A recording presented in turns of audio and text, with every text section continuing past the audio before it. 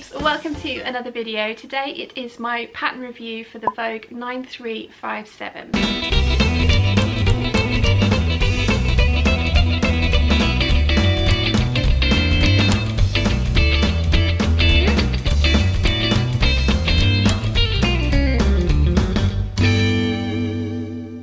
So I have made two of these dresses. I have done a three-part sew along talking you through all the alterations and how I have put this dress together. I absolutely love this dress. I think it is a real winner. It's definitely something that I can see myself making way more than two of, probably more than 5 if I am being completely honest. It takes around just about 3 meters of fabric, and that is with lining the bodice as well, which I have chosen to do. The pattern does call for it to be an unlined bodice, but given the amount of seams and things in there, and also that I was going to be chevroning things, I didn't want to start messing around with French seams, so I just decided to line the bodice, and I'm really glad that I did. I've made 2 of these so far. My grey and black stripe with pink florals all over it.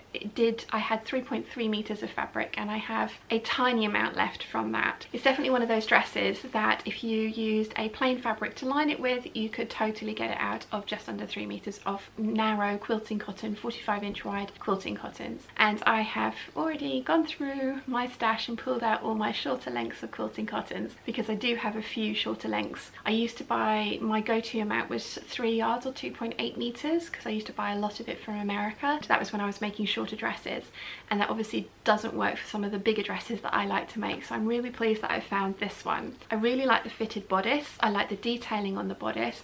I absolutely love the giant pockets, which you can just about see down here, and I like that it is a full skirt without it being a massive skirt, and that is one of the things that means that I can get it out of just under 3 meters of fabric, which is awesome. This fabric that I've used here is actually a collection. It is the Timeless Treasures, and I think it is a lemon print. I can't remember the exact name of it, but I bought the stripe and I bought the all over lemon print to combine together to make something like this. I had Dolce & Gabbana inspiration when I was buying these fabrics, and I'm really pleased with how this has come out. So this top panel here is a yoke, and obviously I've used a stripe along there. The front panel is chevroned. Now I did particularly want the lemons, the bigger stripe, to be on the front panel. All the stripes matched up perfectly, and I show you a trick how to do that in part 1 of the sew along. But the lemons, I couldn't chevron or pattern match those and chevron those, so I ended up using this trim which I got from my local shop, and I put it all the way down the front seam, and I really like how this has turned out. You can still see that there is a chevron going on, but if your chevrons aren't perfect, there's a way of hiding it, and it's kind of hides that front seam so that these lemons don't look so jarringly. They did look very jarring before. I think I still have a photo of the bodice pre-trim and after trim, so I'm pleased that I've added this. I did end up taking a little bit out because I did find that it was gaping around here, and I ended up taking a little bit out from the side seams, but again, I've shown you how I did that in part 1 of the sew along. The other thing that I have done, as I mentioned, is I've fully lined the bodice, and I've actually fully lined the pockets as well. The pattern does call for you to just turn the pocket edges under and top stitch them down, but I prefer how this feels and how it looks as well, because if I hadn't, you'd be able to see the wrong side of the fabric that I'd used for the pockets.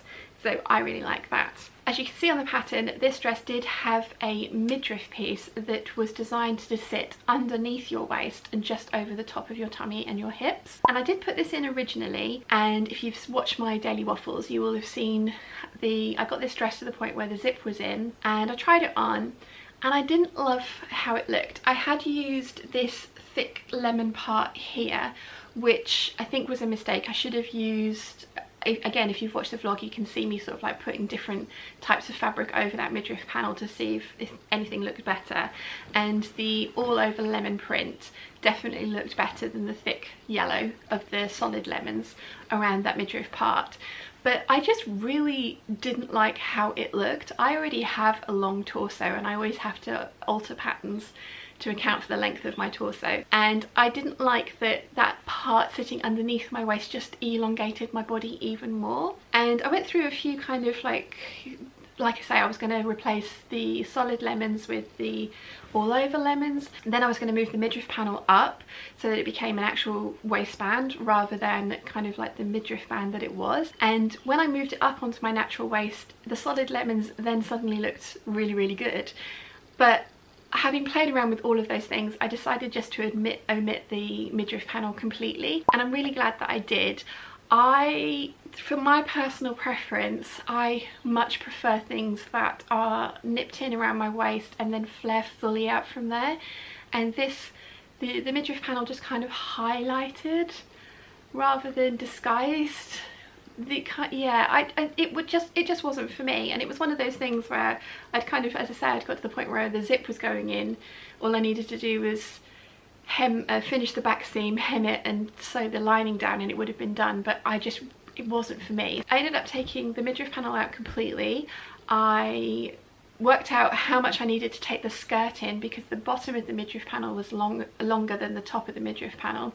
So I needed to take the skirt in at the sides so that it would be the right measurement to fit into the waistline of the dress. And I did all that, and I've absolutely loved how this turned out. I love it so much that I kind of immediately made another one. I did have to make the other one because there were some points in the sew along, because I'd removed the midriff panels, that then the sew along the way it was before didn't make sense. I had to make another one so that I could follow the steps in an order that made more sense when you watched the words are hard. I wanted to sew another one so that I could get to the point where the sew along kind of stopped being this one and then carry on with it without the midriff panels, and it made more sense rather than with me kind of trying to botch it together with what I'd filmed of the making of this one, because it didn't flow. Basically, that took a long time to try and just say it didn't flow very well. So I've made another one and filmed that one as well. I love this dress, I really, really do. I ended up making a D cup rather than the C cup because the measurement fit me better. The dart is very, very big, and I think I am going to go in and play around with the dart placement because I do think this could go down sort of 1/4 of an inch. And a couple of people have suggested maybe splitting the dart into 2 as well, so you don't get quite so pointy darts. So I'm going to have a play around with that, and when I do, I will film that and add it to this playlist so that you can see how I've done that. But my slightly pointy darts are not going to stop me from wearing this dress. I think it's awesome, and like I say, it has giant pockets, so it's another dress that I'm going to want to travel in, because I like traveling in dresses with giant pockets because everything fits in there and you don't have to fuss around with your wallet and bag constantly getting things in and out.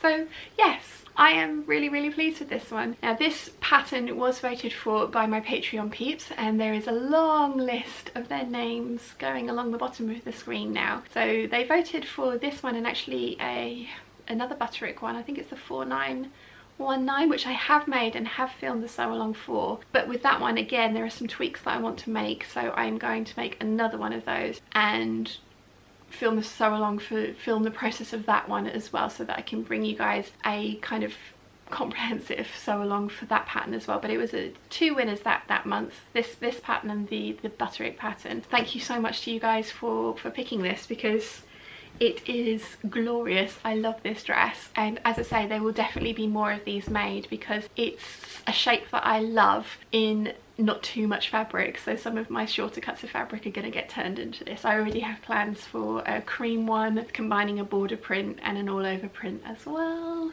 So yeah, very pleased with this. I highly recommend this dress. I love this pattern. I think it's awesome. I'm going to make more, and there is a sew along if you guys want to make some for yourself, and you can find, I will have the playlist linked in the description down below. So I hope you've enjoyed this video. If you have, please give it a thumbs up. If you haven't yet, please subscribe, and I'll see you again very soon. Bye!